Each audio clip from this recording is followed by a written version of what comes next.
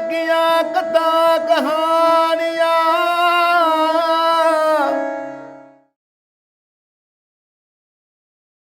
ਇੱਕ ਓੰਕਾਰ ਸਤਨਾਮ ਕਰਤਾ ਪੁਰਖ ਨਿਰਭਉ ਨਿਰਵੈਰ ਅਕਾਲ ਮੂਰਤ ਅਜੂਨੀ ਸੈਭੰ ਗੁਰ ਪ੍ਰਸਾਦ। ਹਕ ਪਰਵਰ ਹਕ ਕੇਸ ਗੁਰੂ ਕਰਤਾ ਹਰਿ ਰਾਏ। ਸੁਲਤਾਨ ਹਮ ਦਰਵੇਸ਼ ਗੁਰੂ ਕਰਤਾ ਹਰਿ ਰਾਏ।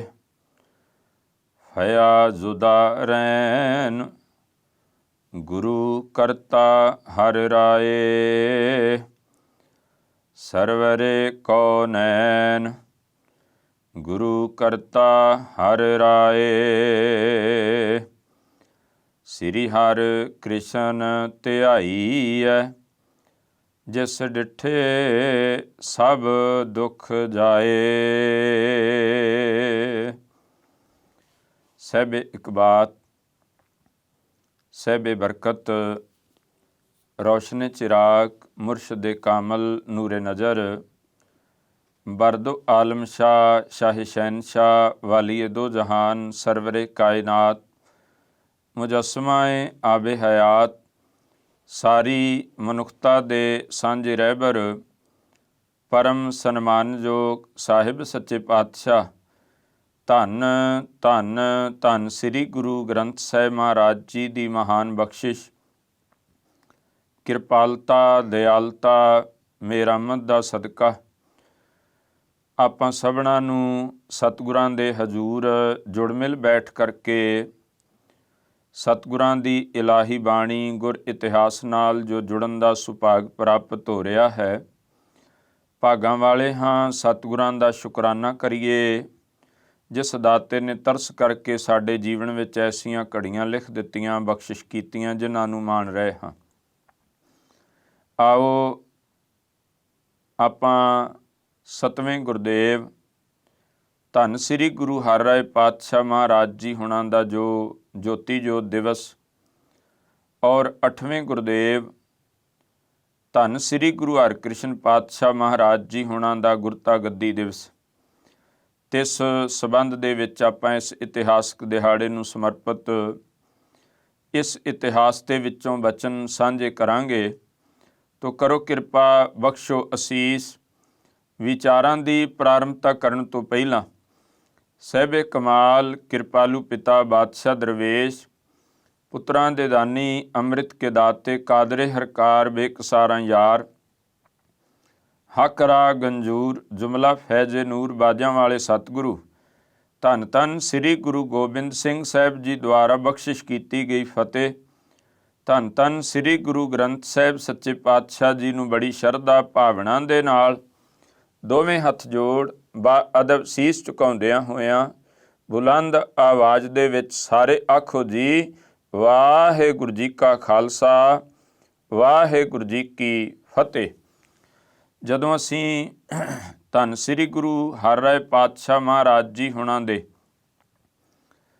ਜੋਤੀ ਜੋਤ ਦਿਵਸ ਔਰ ਧੰਨ ਸ੍ਰੀ ਗੁਰੂ ਹਰਿਕ੍ਰਿਸ਼ਨ ਪਾਤਸ਼ਾਹ ਮਹਾਰਾਜ ਜੀ ਹੁਣਾਂ ਦੇ ਗੁਰਤਾ ਗੱਦੀ ਦਿਵਸ ਦੀ ਬਾਤ ਕਰਾਂਗੇ ਤਾਂ ਉਹ ਕੀਰਤਪੁਰ ਸਾਹਿਬ ਦੀ ਧਰਤੀ, ਜਿਸ ਧਰਤ ਨੂੰ 1624 ਦੇ ਵਿੱਚ ਇਹਦੀ ਮੋਹੜੀ ਗੱਡੀ ਜਾਂਦੀ ਹੈ। ਮੋਹੜੀ ਗੱਡਣ ਦਾ ਭਾਵ ਜਿਵੇਂ ਅੱਜ ਕੱਲ੍ਹ ਆਪਾਂ ਕਹਿੰਦੇ ਹਾਂ ਕਿ ਉਸਾਰੀ ਜਿਹੜੀ ਹੈ ਕੰਸਟਰਕਸ਼ਨ ਦਾ ਕੰਮ ਸ਼ੁਰੂਆਤ ਕਰਨੀ, ਆਰੰਭ ਕਰਨਾ, ਨੀਂਹ ਰੱਖਣੀ ਕਹਿੰਦੇ ਹਨ, ਨੀਂਹ ਪੱਥਰ, ਇਸ ਤਰ੍ਹਾਂ ਉਹਨੂੰ ਮੋਹੜੀ ਗੱਡਣਾ ਸ਼ਬਦ ਕਹਿੰਦੇ ਸਨ।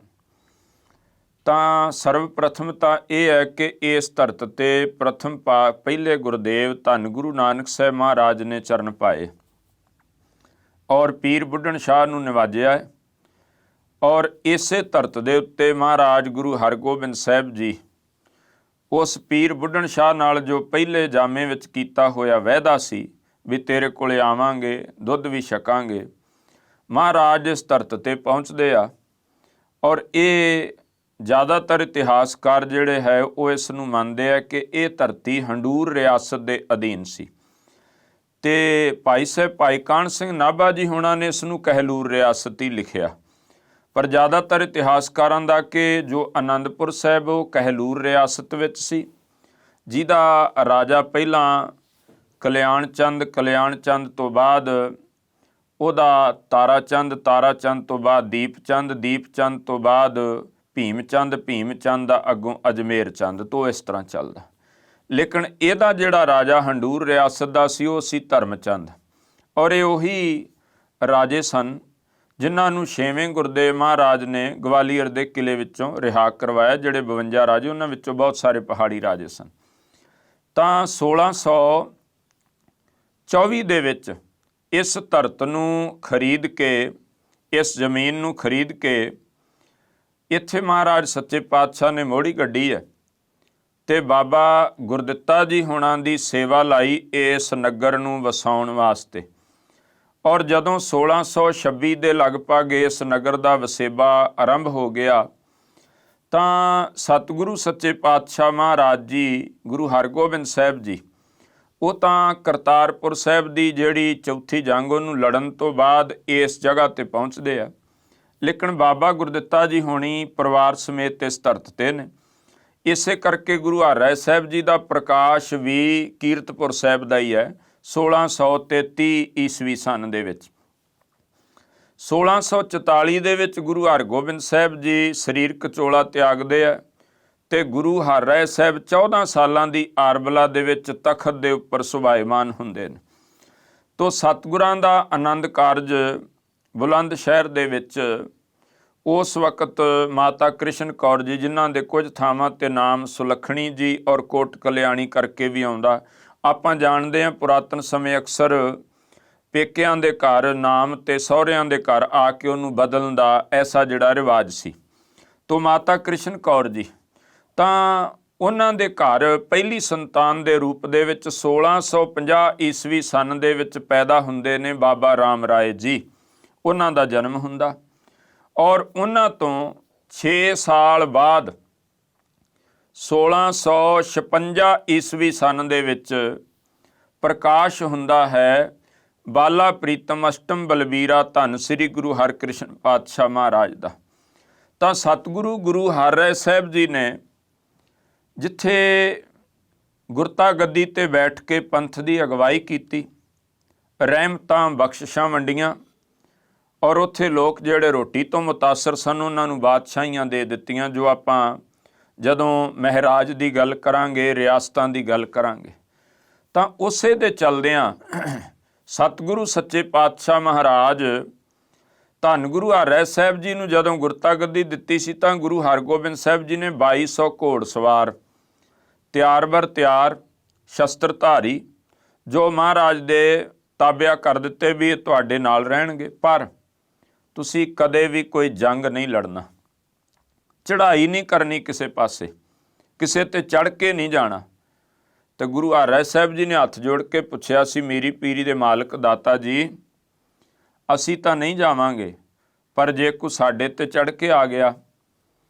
ਤਾਂ ਮਹਾਰਾਜ ਗੁਰੂ ਹਰਗੋਬਿੰਦ ਸਾਹਿਬ ਜੀ ਦਾ ਜਵਾਬ ਸੀ, ਜਿਹੜਾ ਤੁਹਾਡੇ ਤੱਕ ਚੜ੍ਹ ਕੇ ਆਏਗਾ ਉਹ ਨਾ ਤਾਂ ਤੁਹਾਡੇ ਤੱਕ ਪਹੁੰਚ ਪਾਏਗਾ, ਰਸਤੇ ਵਿੱਚ ਹੀ ਰਹਿ ਜਾਏਗਾ ਤੇ ਆਪਣੀ ਪੱਤ ਲੁਹਾ ਕੇ ਜਾਏਗਾ। ਇਹ ਬਚਨ ਮਹਾਰਾਜ ਗੁਰੂ ਹਰਗੋਬਿੰਦ ਸਾਹਿਬ ਜੀ ਨੇ ਕਹੇ। ਔਰ ਤਵਾਰੀਖ ਔਰ ਗੁਰਬਿਲਾਸ ਦੇ ਅੰਦਰ ਸਾਨੂੰ ਇਹ ਉਸ ਵਕਤ ਦੇ ਇਤਿਹਾਸ ਦੇ ਪੰਨਿਆਂ ਦੇ ਵਿੱਚ ਮਿਲਦਾ ਕਿ 3 ਵਾਰ ਕੀਰਤਪੁਰ ਸਾਹਿਬ ਦੇ ਵਿਰੁੱਧ ਗੁਰੂ ਹਰਿਰਾਏ ਸਾਹਿਬ ਜੀ ਦੇ ਲਈ ਚੜ੍ਹਾਈ ਕੀਤੀ ਫੌਜ। ਇੱਕ ਵਾਰ ਜ਼ਾਲਮ ਖਾਨ ਉਹਦਾ ਨਾਮ ਆਉਂਦਾ, ਉਹਨੇ ਚੜ੍ਹਾਈ ਕੀਤੀ। ਦੂਸਰੀ ਵਾਰ ਦੁਰਿੰਦੇ ਖਾਨ ਜਿਹੜਾ ਸਹਾਰਨਪੁਰ ਤੋਂ ਇੱਧਰ ਨੂੰ ਚੜ੍ਹਿਆ, ਔਰ ਤੀਸਰੀ ਵਾਰ ਨਾਰ ਖਾਨ ਜਿਹੜਾ ਕੰਧਾਰ ਤੋਂ ਕੀਰਤਪੁਰ ਸਾਹਿਬ ਨੂੰ ਚੜ੍ਹਾਈ ਕਰਨ ਲੱਗਾ ਹੈ, ਪਰ ਰਸਤੇ ਵਿੱਚ ਹੀ ਖੱਪ ਗਏ। ਕਿਸੇ ਨੂੰ ਉਹਦੇ ਸਾਥੀ ਨੇ ਮਾਰ ਦਿੱਤਾ, ਆਪਣੇ ਕਰਮਚਾਰੀ ਨੇ ਕੋਈ ਕੱਚਾ ਮਾਸ ਖਾਣ ਕਰਕੇ, ਭਾਵ ਕਿ ਸਤਿਗੁਰਾਂ ਤੱਕ ਨਹੀਂ ਪਹੁੰਚ ਸਕਿਆ। ਔਰ ਮਹਾਰਾਜ ਨੇ ਅੱਜ ਆਪਾਂ ਜਦੋਂ ਵੇਖਦੇ ਹਾਂ ਨਾ ਕਿ ਕਿਸੇ ਇਨਸਾਨ ਨੂੰ ਥੋੜ੍ਹੀ ਬਹੁਤ ਸਿਕਿਉਰਿਟੀ ਮਿਲ ਜਾਏ, ਕੋਈ 2-4 ਗਨਮੈਨ ਜਾਂ ਬਾਡੀਗਾਰਡ ਮਿਲ ਜਾਣ, ਤੇ ਅਕਸਰ ਲੋਕਾਂ ਨੂੰ ਧੱਕੇ ਮਾਰਨ ਦਾ ਕੰਮ ਸਟਾਰਟ ਹੋ ਜਾਂਦਾ। ਥੋੜਿਆਂ ਨੂੰ ਛੱਡ ਕੇ ਜ਼ਿਆਦਾਤਰ ਇਸ ਤਰ੍ਹਾਂ ਹੀ ਹੁੰਦਾ। ਲੇਕਿਨ 2200 ਘੋੜਸਵਾਰ ਮਹਾਰਾਜ ਦੇ ਨਾਲ ਚੱਲਦਾ। ਸਤਿਗੁਰਾਂ ਨੇ ਕਿਸੇ ਨੂੰ ਡੇਗਣਾ ਤਾਂ ਇੱਕ ਪਾਸੇ, ਸਗੋਂ ਡਿੱਗੇ ਨੂੰ ਉਠਾਇਆ ਜ਼ਰੂਰ ਹੈ, ਲੇਕਿਨ ਸੁੱਟਿਆ ਨਹੀਂ। ਇਹ ਮਹਾਰਾਜ ਗੁਰੂ ਹਰਿ ਰਾਏ ਪਾਤਸ਼ਾਹ ਐਸੇ ਦਾਤਾ ਜੀ ਮਹਿਜ 32 ਸਾਲ ਦੇ ਲਗਭਗ ਸਤਿਗੁਰਾਂ ਦੀ ਅਰਬਲਾ ਸੀ।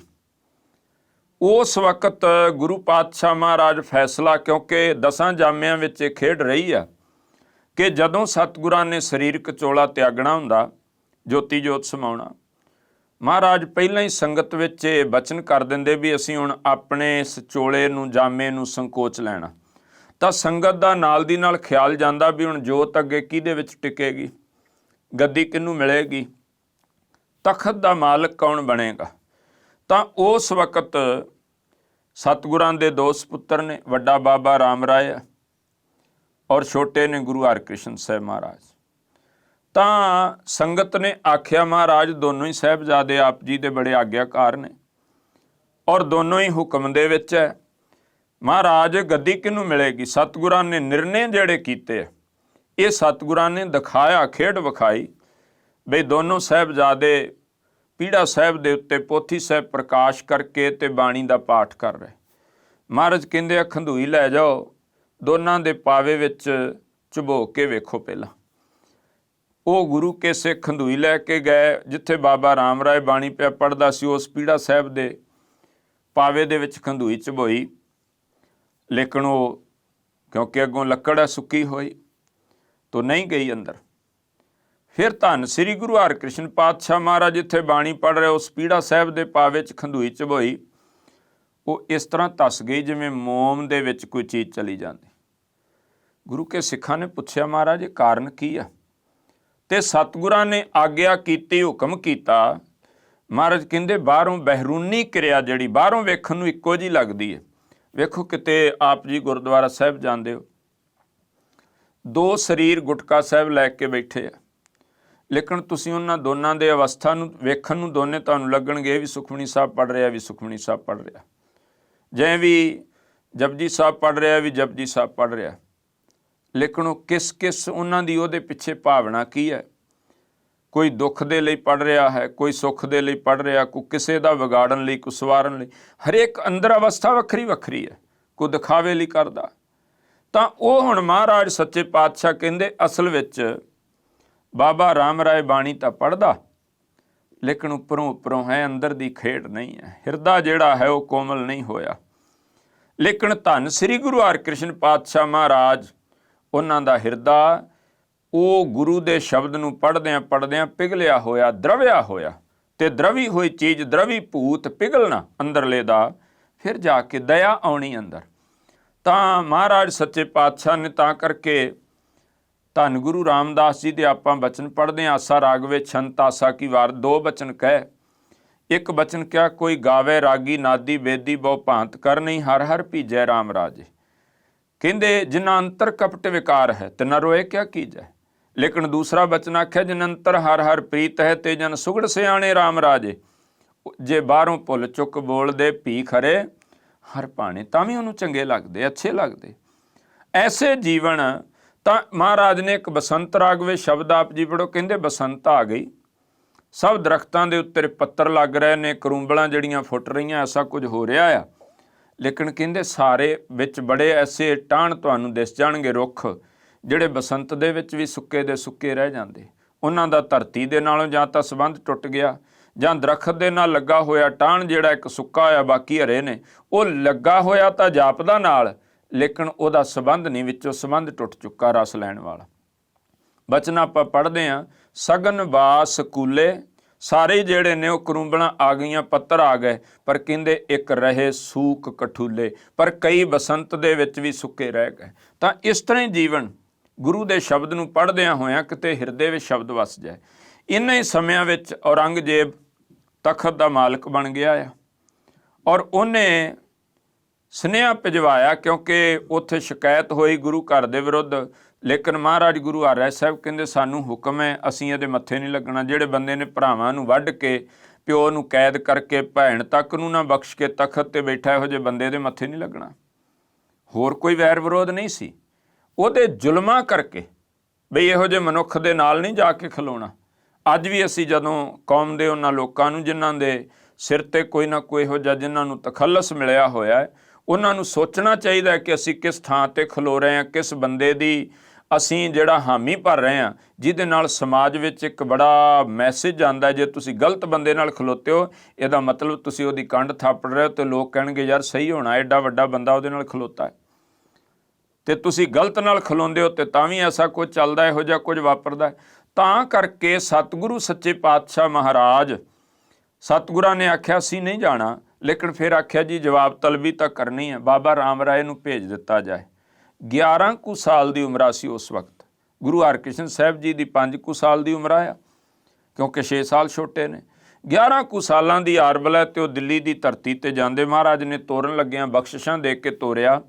ਆਖਿਆ ਗੁਰੂ ਘਰ ਦੀ ਵਡਿਆਈ ਨੂੰ ਮੁੱਖ ਰੱਖਣਾ, ਭੈ ਨਹੀਂ ਕਰਨਾ, ਸਤਿਗੁਰੂ ਵਰਤੇਗਾ, ਜੋ ਕਹੋਗੇ ਉਹੀ ਹੋ ਜਾਏਗਾ। ਪਹੁੰਚ ਗਏ।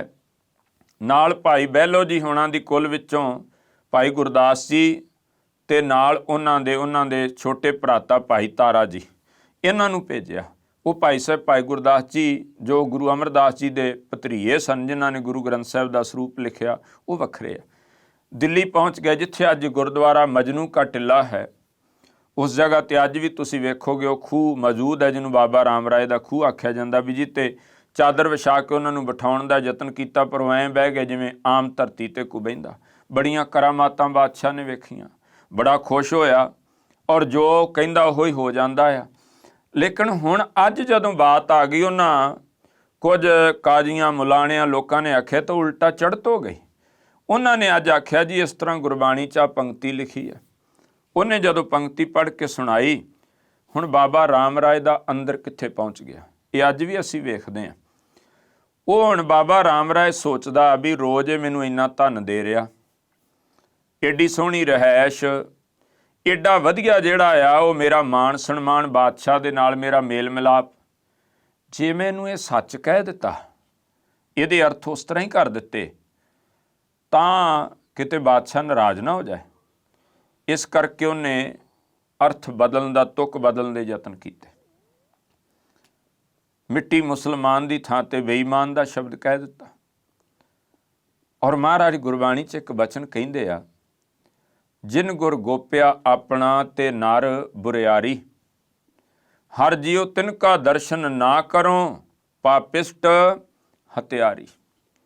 ਕਿ ਗੋਪਿਆਦਰ ਜਿਨ੍ਹਾਂ ਆਪਣੇ ਗੁਰੂ ਦੀ ਗੱਲ ਛੁਪਾਈ, ਕਹਿੰਦੇ ਉਹ ਬਹੁਤ ਬੁਰੇ ਨੇ। ਕਿੰਨੇ ਕੁ ਬੁਰੇ ਨੇ? ਕਹਿੰਦੇ ਇੰਨੇ ਪਾਪੀ, ਇੰਨੇ ਹਤਿਆਰੇ ਆ ਕਿ ਮੈਂ ਉਹਨਾਂ ਦੇ ਮੂੰਹ ਨਹੀਂ ਲੱਗਣਾ ਚਾਹੁੰਦਾ।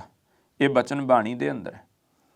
ਅੱਜ ਵੀ ਅਸੀਂ ਬਹੁਤ ਵਾਰ ਗੁਰੂ ਦੀ ਬਾਣੀ ਨੂੰ ਪੜ੍ਹਦੇ ਹਾਂ ਜਾਂ ਗੁਰੂ ਦੀ ਹਦੂਦ ਵਿੱਚ, ਹਜ਼ੂਰੀ ਵਿੱਚ, ਕਈ ਵਾਰ ਮਨੁੱਖਾਂ ਦੇ ਮਾਣ ਸਨਮਾਨ ਨੂੰ ਜ਼ਿਆਦਾ ਤਰਜੀਹ ਦਿੰਦੇ ਹਾਂ, ਉਹਨਾਂ ਨੂੰ ਜ਼ਿਆਦਾ ਇੰਪੋਰਟੈਂਸ ਦਿੱਤੀ ਜਾਂਦੀ ਹੈ, ਤੇ ਗੁਰੂ ਦੀ ਗੱਲ ਨੂੰ ਜਿਹੜਾ ਕਈ ਵਾਰ ਅਸੀਂ ਸਿਧਾਂਤ ਨੂੰ ਛਿੱਕੇ ਟੰਗ ਦਿੰਦੇ ਹਾਂ। ਔਰ ਜਦੋਂ ਅਸੀਂ ਐਸਾ ਕਰ ਰਹੇ ਹੁੰਦੇ ਹਾਂ ਤਾਂ ਖਿਮਾ ਕਰਨਾ, ਬਾਬਾ ਰਾਮ ਰਾਏ ਤੇ ਸਾਡੇ ਵਿੱਚ ਕੋਈ ਬਹੁਤਾ ਅੰਤਰ ਨਹੀਂ ਰਹਿ ਜਾਂਦਾ। ਜਦੋਂ ਅਸੀਂ ਐਸਾ ਕਰ ਰਹੇ ਕਿ ਕਿਸੇ ਇਨਸਾਨ ਨੂੰ ਵੀ ਇਹ ਨਾ ਯਾਰ ਕਿਤੇ ਨਾਰਾਜ਼ ਹੋ ਜਾਏ, ਇਹਨੂੰ ਸੱਚ ਕਹਿ ਦਿੱਤਾ ਜਾਂ ਇਹਨੂੰ ਸਹੀ ਗੱਲ ਕਹਿ ਦਿੱਤੀ ਵੀ ਗੁਰੂ ਸਾਹਿਬ ਇਸ ਤਰ੍ਹਾਂ ਕਹਿੰਦੇ ਆ, ਇਹ ਕਿਤੇ ਸਾਡੇ ਤੋਂ ਭਲਾ ਇੰਨਾ ਇਹਨੇ ਦੇਣਾ ਹੈ, ਕਿਤੇ ਐਸਾ ਨਾ ਹੋ ਜਾਏ ਉਹ ਰਹਿ ਨਾ ਜਾਏ। ਜੇ ਅਸੀਂ ਇਹਨਾਂ ਚੀਜ਼ਾਂ ਨੂੰ ਲੈ ਕੇ ਉਸ ਇਨਸਾਨ ਦੀ ਝੂਠੀ ਖੁਸ਼ਾਮਦ ਕਰ ਰਹੇ ਹਾਂ ਤੇ ਬਾਬਾ ਰਾਮ ਰਾਏ ਤੇ ਸਾਡੇ ਵਿੱਚ ਕੋਈ ਬਹੁਤਾ ਫਰਕ ਨਹੀਂ ਹੈ। ਤੋ ਮਾਲਕ ਦਇਆ ਕਰੇ, ਸਤਿਗੁਰਾਂ ਤੱਕ ਖਬਰ ਪਹੁੰਚੀ। ਮਹਾਰਾਜ ਸੱਚੇ ਪਾਤਸ਼ਾਹ ਵੇਖੋ, ਸਤਿਗੁਰਾਂ ਨੇ ਹਮੇਸ਼ਾ ਬਿੰਦੀ ਸੰਤਾਨ ਦੇ ਨਾਲੋਂ ਨਾਦੀ ਸੰਤਾਨ ਜਿਹੜੀ ਹੈ, ਨਾਦ ਨੂੰ ਮਹਾਰਾਜ ਨੇ ਪਹਿਲ ਦਿੱਤੀ ਹੈ। ਉਹ ਕਿਵੇਂ? ਸਤਿਗੁਰੂ ਗੁਰੂ ਨਾਨਕ ਸਾਹਿਬ ਜੀ ਨੇ ਆਪਣੇ ਸਪੁੱਤਰਾਂ ਦੀ ਥਾਂ ਤੇ ਧੰਨ ਗੁਰੂ ਅੰਗਦ ਦੇਵ ਪਾਤਸ਼ਾਹ ਨੂੰ ਦਾਤ ਦਿੱਤੀ। ਬਾਬੇ ਦਾਤੂ ਨੇ ਲੱਤ ਮਾਰੀ ਗੁਰੂ ਅਮਰਦਾਸ ਜੀ ਨੂੰ, ਆ ਕੁਛ ਨਹੀਂ ਕਿਹਾ। ਪਰ ਜਦੋਂ ਸ਼ਬਦ ਦੀ ਅੱਜ ਗੱਲ ਆਈ 7ਵੇਂ ਜਾਮੇ 'ਚ ਵੀ ਇਹ ਗੁਰੂ ਦਾ ਬਚਨ ਪਲਟ ਰਿਹਾ, ਮਹਾਰਾਜ ਕਹਿੰਦੇ ਜਿੱਧਰ ਮੂੰਹ ਹੈ ਉਧਰ ਚਲੇ ਜਾਓ, ਜਿਹੜਾ ਗੁਰੂ ਦਾ ਨਹੀਂ ਹੋਇਆ ਉਹ ਸਾਡਾ ਨਹੀਂ ਹੋ ਸਕਦਾ। ਤੇ ਮਹਾਰਾਜ ਨੇ ਤਖਤ ਦੀ ਦਾਤ ਫਿਰ 5.25 ਸਾਲ ਦੀ ਉਮਰਾ ਸੀ 1661 ਦੇ ਵਿੱਚ ਜੋਤੀ ਜੋਤ ਸਮਾਉਣ ਤੋਂ ਪਹਿਲਾਂ ਧੰਨ ਗੁਰੂ ਹਰਿ ਸਾਹਿਬ ਜੀ ਨੇ ਧੰਨ ਸ੍ਰੀ ਗੁਰੂ ਹਰਕ੍ਰਿਸ਼ਨ ਪਾਤਸ਼ਾਹ ਮਹਾਰਾਜ ਜੀ ਨੂੰ ਇਹ ਦਾਤ ਦਿੱਤੀ। ਇੱਕ ਪਾਸਾ ਉਹ ਹੈ ਜਿਹੜਾ ਜਿਹਨੇ ਰਾਜੇ ਦੀ ਸਰਪ੍ਰਸਤੀ ਲੈਣੀ ਚਾਹੀ, ਬਾਦਸ਼ਾਹ ਦੀ ਬੁੱਕਲ 'ਚ ਵੜਨ ਦਾ ਯਤਨ ਕੀਤਾ, ਉਹਦੇ ਲਈ ਆਖ ਦਿੱਤਾ ਇਹਦੇ ਕੋਈ ਮੱਥੇ ਨਾ ਲੱਗੇ, ਜਿਹੜਾ ਲੱਗੇਗਾ ਉਹ ਆਪਣਾ ਲੋਕ ਪਰਲੋਕ ਗਵਾਏਗਾ। ਪਰ ਜਿਹੜੇ ਗੁਰੂ ਦੇ ਹੁਕਮ ਵਿੱਚ ਉਹਨਾਂ ਲਈ ਬਚਨ ਲਿਖਿਆ, ਸ੍ਰੀ ਹਰਿਕ੍ਰਿਸ਼ਨ ਧਿਆਈਐ ਜਿਸ ਡਿਠੇ ਸਭ ਦੁੱਖ ਜਾਏ। ਕਹਿੰਦੇ ਗੁਰੂ ਹਰਿਕ੍ਰਿਸ਼ਨ ਜੀ ਨੂੰ ਧਿਆਓਗੇ, ਉਹਨਾਂ ਦਾ ਦੀਦਾਰ ਕਰੋਗੇ, ਉਹਨਾਂ ਨੂੰ ਦੇਖਣ ਮਾਤਰ ਦੇ ਨਾਲ ਸਾਰੇ ਦੁੱਖ ਜਿਹੜੇ ਨੇ ਉਹ ਤੁਹਾਡੇ ਚਲੇ ਜਾਣਗੇ। ਗੁਰੂ ਹਰਿ ਸਾਹਿਬ ਜੀ ਜੋਤੀ ਜੋਤ ਸਮਾ ਗਏ ਔਰ ਗੁਰੂ ਹਰਿਕ੍ਰਿਸ਼ਨ ਸਾਹਿਬ ਜੀ ਉਸ ਤਖਤ ਦੇ ਮਾਲਕ ਬਣੇ। ਵੱਡਾ ਤੇਰਾ ਦਰਬਾਰ ਸੱਚਾ ਤੁਧ ਤਖਤ, ਸਿਰ ਸ਼ਾਹਾਂ ਪਾਤਸ਼ਾਹ ਨਿਚਲ ਚੌਰ ਛੱਤ। ਹੋਈਆਂ ਭੁੱਲਾਂ ਦੀ ਖਿਮਾ। ਫਤਿਹ ਬੁਲਾਓ ਸਾਰੇ ਆਖੋ ਜੀ, ਵਾਹਿਗੁਰੂ ਜੀ ਕਾ ਖਾਲਸਾ, ਵਾਹਿਗੁਰੂ ਜੀ ਕੀ ਫਤਿਹ।